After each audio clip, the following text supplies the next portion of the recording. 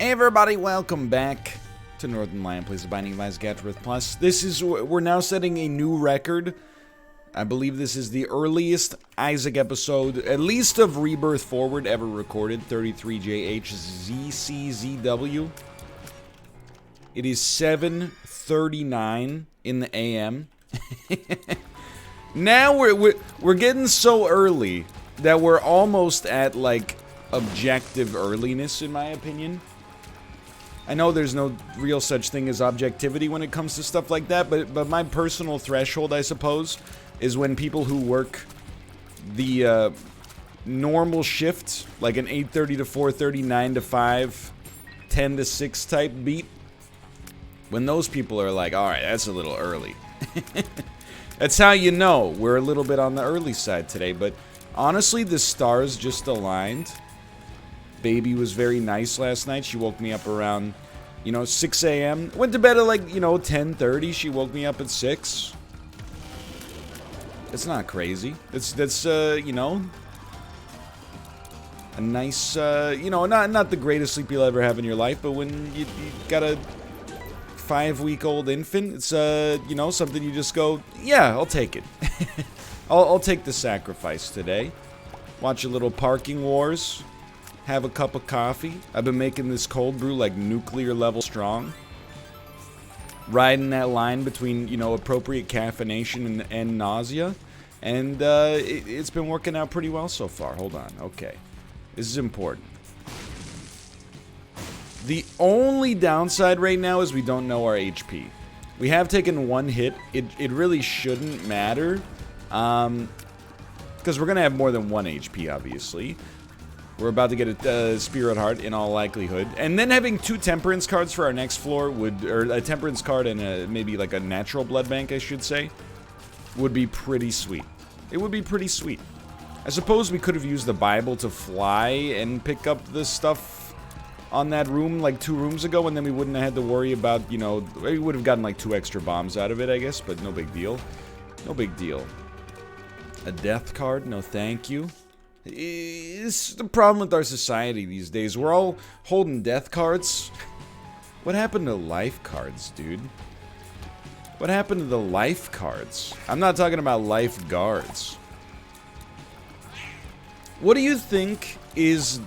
And I'm completely ignorant to this. The first job, and I'm not, afraid to admit it, I think the only thing that's, like, more pathetic than growing up kind of with a silver spoon in your mouth is the idea that, after you grow up somewhat privileged, you pretend that your life was, like, really hard. Like, oh, man, you wouldn't believe the stuff I've been through. Oh, 1 year, times got tough, so my parents had to cancel my golf lessons, so I only got to go to the country club for tennis. Okay, that's not really how I grew up. I did grow up in a certain level of comfort, as I didn't have a job until my first year of university, okay? My first year of university, I got a job on campus. I worked every summer from that point onwards, and then, fresh out of undergrad, I've worked full-time since then, if that's what you want to consider what I'm doing right now. I wouldn't say I've been missing it, Bob. But anyway, we'll drop this here. This should work. Oh, really? You were shielded? I don't buy it. I just don't buy it. I'm sorry to tell you.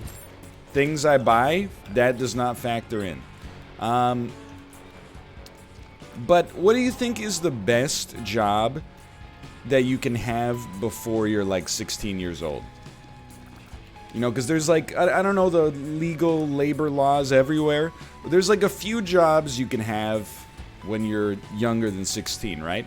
You can be a babysitter, for sure. You can be a lifeguard. Like, I think if you're like 14, you can be a lifeguard for like, little kids. I don't know. I was never that strong of a swimmer until I was a little bit older anyway. Trying to think. There's got to be others. Every PAX. So there's a convenience store that's like right next to the Washington State Convention Center in Seattle. Literally, like anybody that's going to PAX that's buying, snacks, water, alcohol, they will be able to empathize with this story or relate to this story. For whatever reason, it's obviously like a family-owned convenience store. Routinely, there will be... Like, I've watched this kid grow up over the years. He used to be like, you know, a 10-year-old kid manning the cash register, and now he's like, you know, 13, 14. I don't know if it's legal, but I'm not gonna say anything. You know, first off, it's not even the country in which I reside. It's kind of, you know, none of my business, right? But I guess, you know what? I bet there are exceptions to labor laws to some extent if you're part of a family business. You know, like if your parents are like, go ahead. I guess you could work on the farm as well. I don't know. I feel like lifeguard is a bad job, and I know that it sounds judgmental. I don't mean that it's like a bad job in the sense like, you know, oh, you should not be happy if you have it. I just mean it's a lot of responsibility, right? Like a bad day at the office. Oh no, I lost the Reynolds file. You lost the Reynolds file? Dude, we needed the Reynolds file. What happened? I don't know, man. Somebody else undercut our rates. That's terrible. This is the worst thing that's ever happened. It's not the worst thing that's ever happened. Just think about what a bad day is like as a lifeguard. Yeah, they added too much chlorine to the pool and you can't get the smell out of your hair. What were you thinking? I think we should. Okay, we're good to go. Let me caffeinate here. This runs completely fine. Obviously, getting Magic Mush early on is an extremely good get. I didn't even mention it because I was too busy. I was wrapped up in my own thing. Infestation 2, also beautiful. But yeah, I think for a teenager or a preteen, I gotta be honest, you might disagree with me on this one.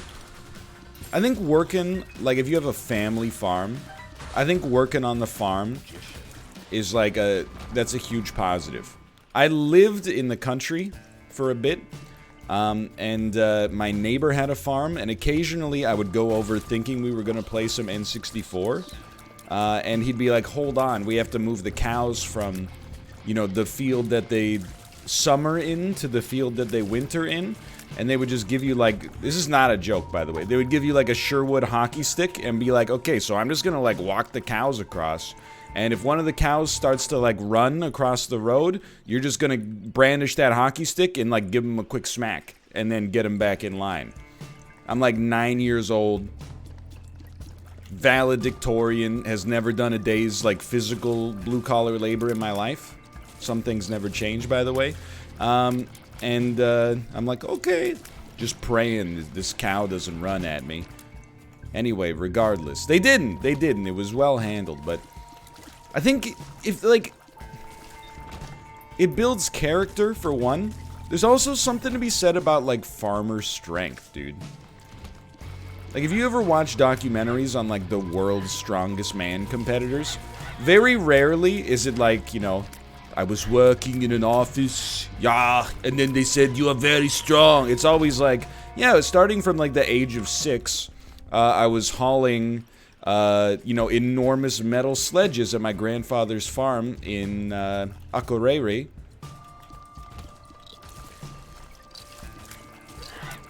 Every story starts like that. So, and you know, I mean, if being physically strong is not that important to you, that's fine as well. I'm just saying, I think, you know, it is more of a, like a lifelong benefit than just like, I don't know, I think actually, now that I'm, you know, rearing a child myself, I think that being a babysitter teaches you some very valuable skills. I mean, one, you're just gonna make me say it, right? Like, so I have two contradictory thoughts here. One is that childcare is too expensive. And I think that this is not going to be a disagreeable sentiment. I talked about daycare before. Like, you know, people are legitimately spending like, you know, $300, $400 a week on daycare. It's like a month's rent on childcare just so you can go to your job that pays the rent. It's, I mean, does anybody else see how absolutely fricked this is? But then simultaneously, I'm like, childcare is like heavily underpriced. Like, to me, it's... So I've worked in an office before, you know, and I've done... white-collar, administrative type work, I got paid, like, per hour what a teenage babysitter would make, like, over the course of a whole night. It was not a good deal for the babysitter. The babysitter should be making, like, at least 3 times what I made. Literally, all I was pushing, like, papers around, you know? A phone call comes in, hey, can you send me this? Like, honestly, about 20% of my duties at the, one of the last summer jobs I had was being the only person on staff young enough to know how to print from a PDF. That was pretty much, or God help you, I made myself indispensable by teaching people how to edit PDFs.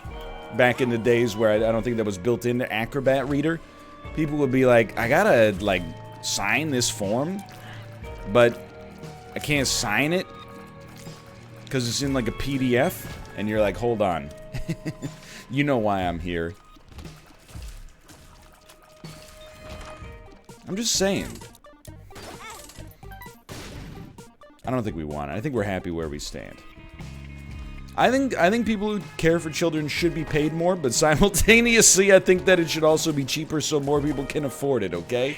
I don't know how to reconcile those two thoughts. The money's got to come from somewhere. Oh, dude, that's good eats. The money does have to come from somewhere. I don't know. Somebody else can pay for it. How about that? Who's with me? Anyway, today, getting an early start. No complaints. I've said it before. I think I'm a stealth morning person. I think that I have previously tricked myself into thinking I was a night owl. I am not a night owl. I don't think we care for 2 trinkets, honestly. It is cheap, don't get me wrong. Map is pretty good. Yeah, I think we'll just take it. This should not be a spicy run, but there is some degree of spice danger, I guess. Alright, that was a bit of a whiff. Like, the only problem is HP. We do have 9 lives, which makes HP less of a problem, but anyway, we got Magic Mush so early. You don't need me to talk about the strength of the run, especially because we got Infestation 2 as well.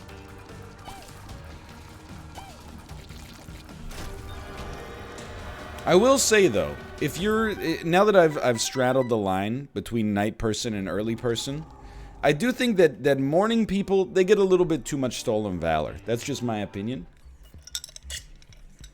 What do I mean specifically by this? First off, I applaud you on asking for specifics, you know? You've put me in a tough spot. You put me on the back foot, rhetorically speaking. And I'm going to have to get my way out of this ridiculous conclusion I've created for myself. Okay, here it is, alright? Here's my real thought on this subject. I think people think there is merit in getting up early for its own sake. Like, I'm not afraid to maybe make some enemies. When I was waking up, you know, let's say like 2014, 2015, I might have woken up around like 11 a.m. local time. I was getting more done on the average day than my colleagues who were waking up at 6:30. I'm willing to just go ahead and say that is indeed the case. You know, if waking up early is valuable, I think it's more that it's like a means to an end, right? It's that it allows you to have a good day, and, you know, by the time it's lunchtime, you're like, I've already completed, like, everything I'm supposed to do for the day. However, I'm gonna teach you a little secret that the people who wake up early don't want you to know. Between 6 and 9 a.m., they're doing their best work. After lunch, they're all taking snoozes. You know? Just because, let me put it this way. I think if you're tired of morning people getting on your case for waking up late, you should just start, like, endlessly talking about how much work you get done, like, after 7 p.m. Like, oh, I ate dinner last night, and then I went for a run, and then I, you know, did my taxes, and then I, like, called my mom. They'd be like, oh, that sounds exhausting. Oh, what time do you go to bed? 10? That's crazy. You go to bed at 10? I go to bed at 2.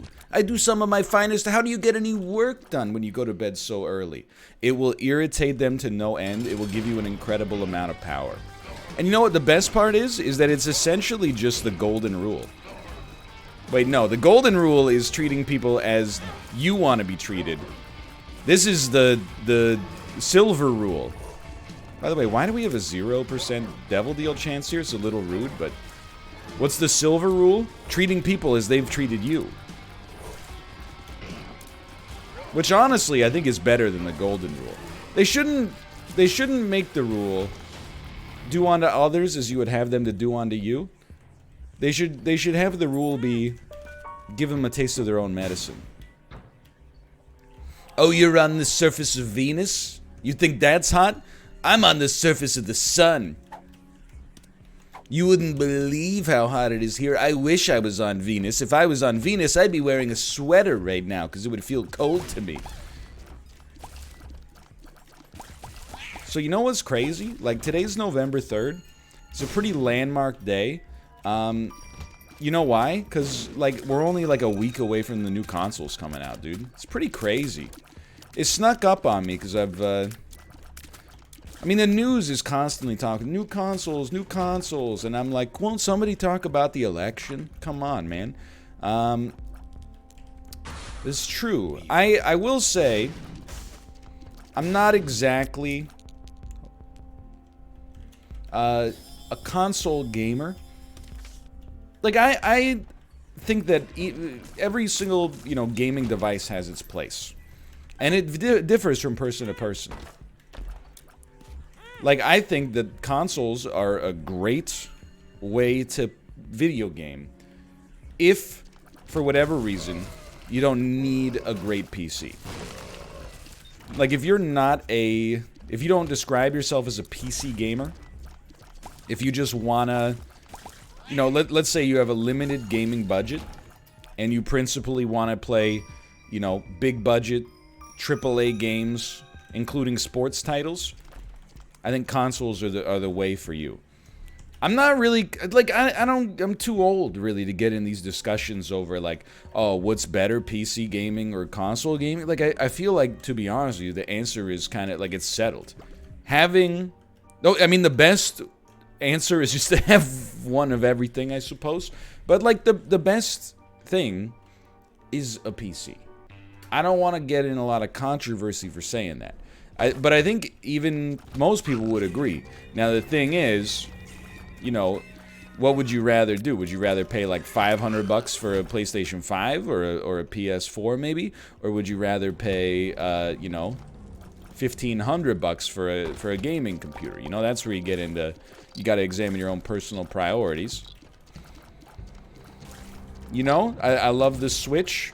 The Switch is kind of like, it's by far the least powerful of all the presently available, you know, quote-unquote current-gen consoles.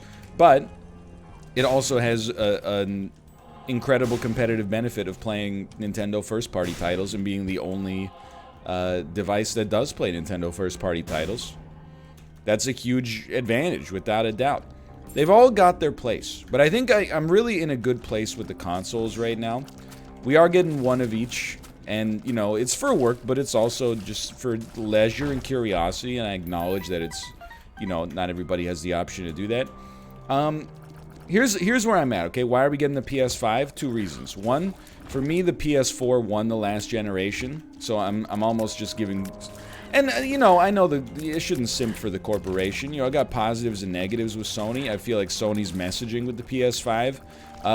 It reminds me, honestly, a lot of Microsoft's messaging when the original... Or, well, let me rephrase. When the Xbox One came out, and people were like, for the love of God, please act like you're still trying to win our support. And they were like, nah, dude, Kinect. You gotta get a Kinect. Kinect is the future of gaming. People were like, it's never gonna work. And they're like, excuse me, have you seen Star Wars Kinect? I'm Solo, I'm Han Solo, I'm Han Solo. Okay, anyway, it's a little vintage gaming meme for you. That's more from the Xbox 360 era anyway, but regardless. You know, they're on top, at least, you know, between Microsoft and Sony. And, you know, there's a certain level of maybe bravado that comes with that, you could say. But Sony, for me, did win the last generation. You know, the PS4 is by far, of those two consoles, the PS4 and the Xbox One is the one that I used the most, without a doubt. Part of that is because our Xbox One was just part of, like, a bunk manufacturing group, I think, and honestly probably should have been manufacturer's rebate, but by the time it was apparently broken to us, I just didn't care enough. Which is lazy, but still.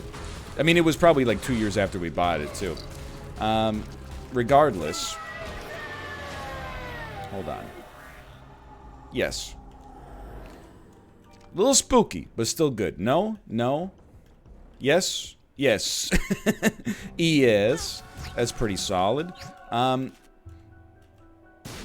other reason is Demon's Souls. I'm not really excited for any launch title except for Demon's Souls. And I'm not afraid. Who knows it? I want to play Demon's Souls. I'd like to play it at launch, so that's the premier reason we're getting the PlayStation 5 at launch. Why get an Xbox One then, as well? Honestly, the Xbox One and Microsoft in general have kind of impressed me the most with their pre-release messaging, quite frankly. And I kind of understand what the Xbox is getting at now. Like, the Xbox, I don't really see it anymore as, like, buying, like, an overpriced DVD player. I see the Xbox almost as like a Netflix machine. Which is not to say that it's a machine for watching Netflix. I can understand your confusion on this. But rather, like, it's kind of like an enabler for games as a service. Now that, like, Game Pass is sweet. And, you know, they recently acquired or looped in EA Play with Game Pass as well. So I'm just, you know, for me, I'm like, I do play the occasional sports game. I do play the occasional, you know, console racing game. That's kind of like the platform for my casual gameplay right now. That's like the Xbox is kind of my cell phone. Might be the most offensive thing I've ever said to a very small subset of the population, but that's okay. And then the Switch is the Switch. Like, I would never, at this point, I've made the mistake a few times in the past. I will never again buy a third-party game for the Switch if possible. I would rather get it for literally any other platform out there. But that's not meant to be an insult. I mean, it's an insult to the hardware. But really, like, you know, the Switch is worth it for Nintendo properties alone. They do good stuff. I have problems occasionally. But Nintendo, they've gone through a great renaissance in my eyes.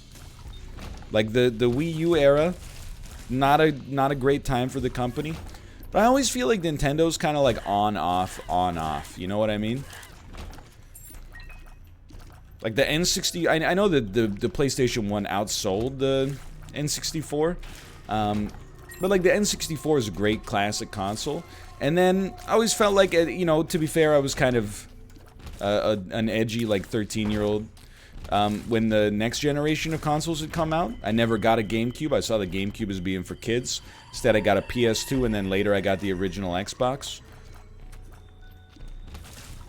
And I kind of thought, like, oh, Nintendo... There's all that rhetoric always shows up, you know. Every time Nintendo's kind of down in the dumps, people are like, you know, are they going to start releasing their games for other consoles or for PC even? And then they come back, you know, 2 years later, they got the Nintendo Wii. One of the best-selling consoles in history. Take me up, please. And then, you know, they follow it up with the Wii U. People are like, is Nintendo finally going to become a third-party publisher? Then they come out with the Switch, one of the best-selling consoles in history. Like, now what that does mean is I'm a little bit frightened, you know, let's see what Nintendo does next. I mean, the Switch is only like 3 years old at this point, and I feel like console generations last, like, I don't know, like 8 years now. But I've been burned before. I will also say that I think if you look at it in terms of legacy, like, I don't know, I'm just spinning my wheels conversationally here, but that's okay. If you look at it in terms of legacy and not, like, economics, I definitely feel like people remember the GameCube more fondly than they remember the Switch. Or, not the Switch, the Wii. You know, another reason I support Sony right now is because I feel like they're the only, like, console manufacturer that understands name conventions.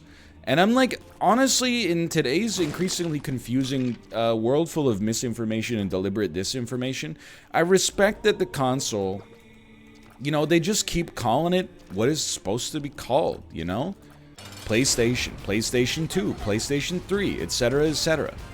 Now, Nintendo, you got the Nintendo Entertainment System, then you got the Super Nintendo Entertainment System. I understand, at that point, when you've used a superlative instead of a number, it's very hard to iterate. What comes after Super? The Super Duper Nintendo Entertainment System? You start naming it after shapes, I guess, is the next logical step. Wheel of Fortune, by the way. It's an interesting one, isn't it? I'm just thinking.